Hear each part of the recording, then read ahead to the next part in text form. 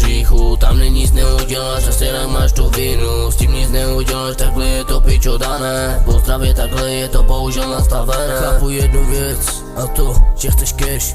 To chce každý téhle době, každý tvůj cash. Potom se ptáš chabra, more, kde seš. On ti řekne vydělám a přijdu k tobě.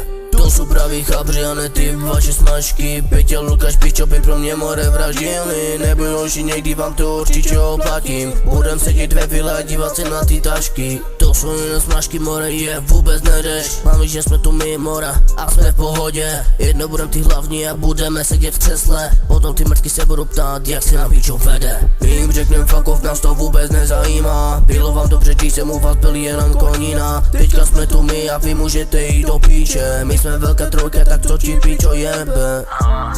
Pičo, jebu všechny fake, jebu vás všechny, to je jedno, a co vám vy smrti, pořád si budete se mě dělat, pičo.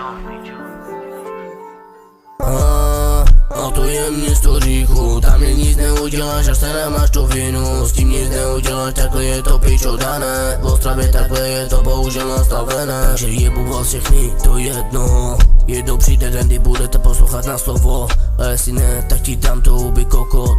Zpamatuješ se z toho a bude ti to bro. A pořád střílím páry. Já jsem jeden z těch, co pičo nechce málo. Já přijdu k tobě, uděláme velké halo. Běž do píče, porušuju teďka zákon. Yeah.